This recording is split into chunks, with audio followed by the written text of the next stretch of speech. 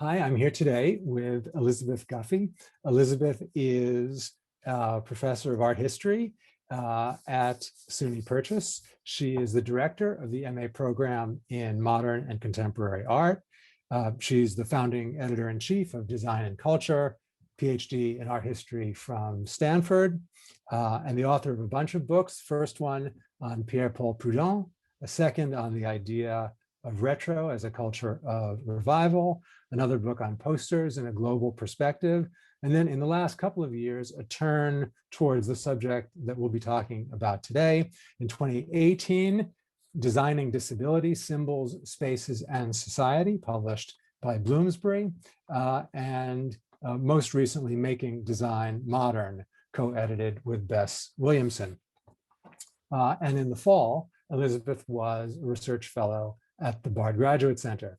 And it was wonderful having you there. And it really inspired me to want to talk with you more about disability studies. So I guess my question is, all framing is about putting something in the center and capturing it, and invariably it leaves some things out. So I guess my first question is, what the framing of focusing on abled and disabled through the lens of design, what does it enable you to get at? And what things do you leave aside for that? Yeah, that's a great way of asking that question by using that motif of framing, because disability studies in general has been emphasizing in recent years this idea of ableism, that is the marginalization of disabled people in the world. So by studying systems or objects or designs, material culture, it really allows us a way to figure out how this is reproduced, how this happens. And yeah, I really do like that idea of framing because it also gives us a sense of it as a field too, though. And it is a field of discourse, like gender studies or LGBT studies. And it has its own kind of theoretical contribution to make. That is, disability studies has this body of theory, and it's also got this really lively scholarly discourse, which has really been growing in the last few years. So it makes material culture and design history into something that's interesting for me. I guess I should also just say that you noted, and that was very astute of you, Peter, that this is a turn in my career. And it's partly because I identify as a disabled, and finding this larger kind of discourse really got me thinking about my own engagement with the world. So there is a personal level to this for me as well. Disability studies really is not just about writing and researching about marginalization, but it's also about thinking about what normalcy is and what are normal objects and what is assistance also, and how do objects help us and achieve normalcy or even just functionality in the world in general. So it brings this whole set of questions I think are really interesting for the kind of work that you and I do in particular. Absolutely. I thought, one of the things that that came through to me listening to you in the fall was the question that you didn't ask, but which emerges from this particular kind of framing, which is, why do we start out assuming that everybody is the same? And what need do we have? Yeah, yeah. And even really practically, what is this thing of sameness, of normalcy, which is so invisible Yeah. to us I, all? I mean, what I was thinking after one of your talks in the fall is especially complicated. Paradoxical is not the right word. That we have, let's say, in the United States anyway, post 1776, come to view equality as a kind of sameness that we praise. And I wonder if the downside of that is, in some Foucauldian way, to be consciously unwilling to pay attention to difference. Mhm. Yeah, so that's a really interesting question. And some of my work has gone in that direction because in the United States, of course, our approach even towards the subject of disability is interesting. And we've had a lot of impact on the way other societies think, but it's very much an American point of view, which is that equality is always the most important thing. And what that translates into, in terms of civil rights law, which is where disability has resided in American legal context with the Americans with Disabilities Act, it means that we're trying to make everybody equal, which is that idea of normalcy again. But is that really the most profitable thing to do? I think is a really interesting question. In some ways, being conscious of difference and maybe celebrating it is in some ways a hopeful thing, and having everybody keep trying to bring everybody to the same exact playing field has its own issues and problems. So we're getting into the political here, which is actually one of the things that's interesting about disability studies. But honestly, though, when we're just talking really in practical terms, this idea of normalcy plays out really clearly in the West in some really basic ways. And it's unfortunately very invisible to us, especially as Americans. But there's a lot of pressure amongst us to think about normalcy, and is something that just, or have normalcy shape our reactions in many different ways.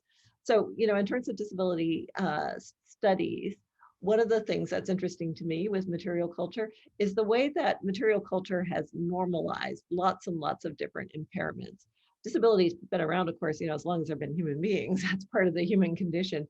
But we've used all this material culture to really make more normal various important problems, impairments over the years. Like you think of myopia or various forms of blindness, and eyeglasses or contact lenses have really changed that.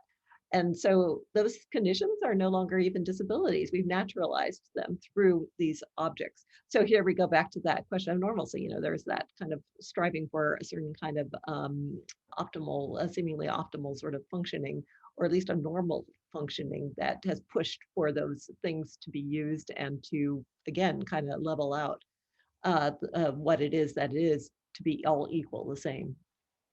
Right. For a follow-up, a second question, what do you find to be the biggest challenges in doing this kind of work, in approaching, let's say, design objects from this angle? Well, just with disability in studies in general, one of the first hurdles, I'll just have to say, is just getting people to feel comfortable talking about it.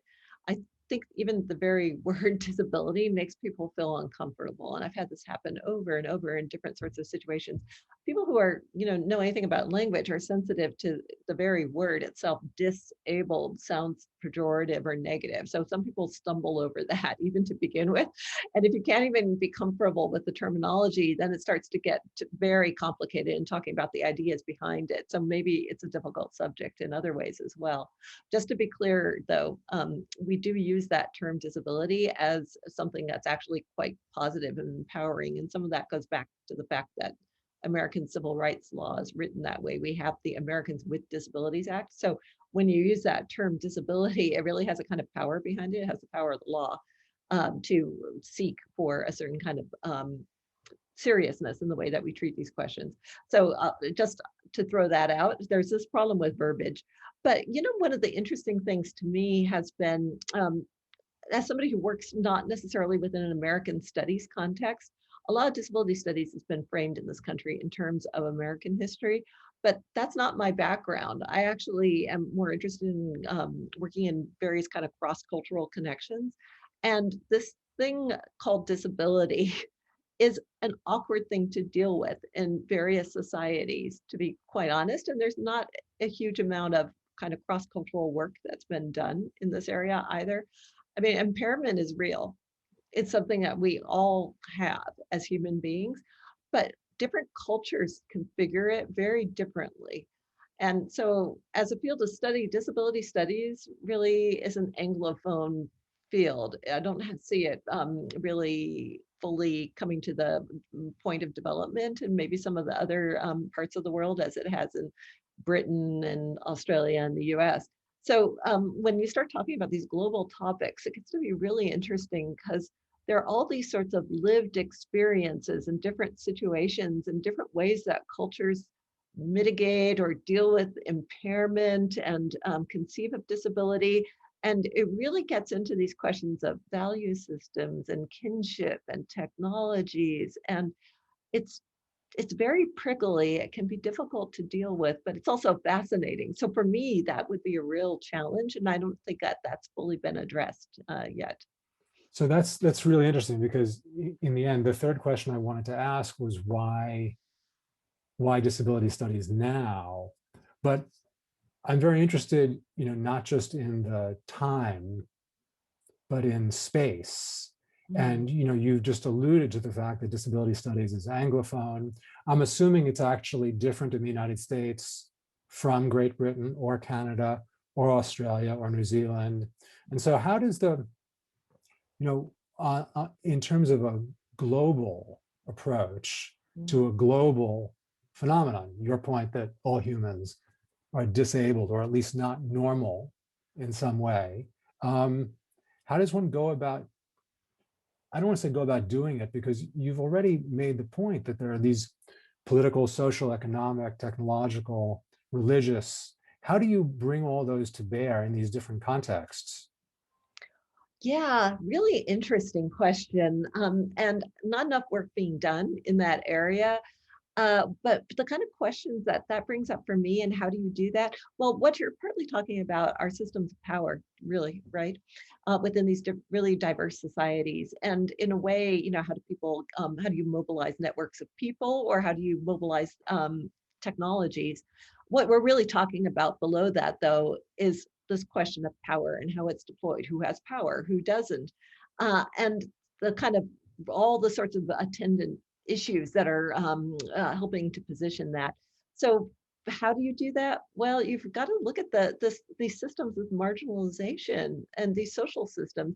It requires, and you'll appreciate this as somebody who works across so many different cultures in your own work, it really requires a comfort with dealing with this kind of cross comparative um, analyses of social systems, of the way that things got to be the way that they are. And there is a flexibility that's necessary there that's hard to employ. And I don't claim that I have it necessarily either, because you're looking at many different systems of ableism too, as well as disability.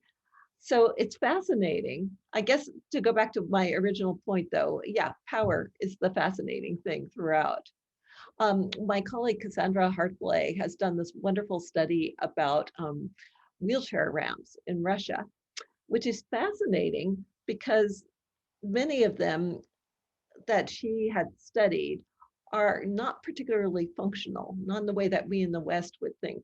So, wheelchair ramps that end in steps, or wheelchair ramps that maybe lead to a wall, things like that. So the ramps often, especially in the years after Russia joined the larger,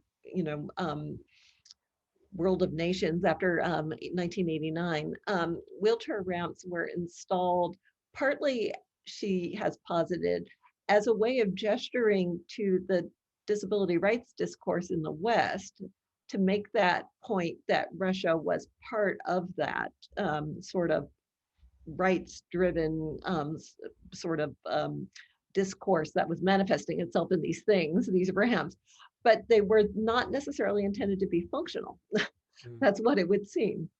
So, a fascinating question about what decisions are being made there and who's being benefited. And yeah, so bigger questions always. Thank you very much. We've been talking with Elizabeth Guffey, and this is Three Questions.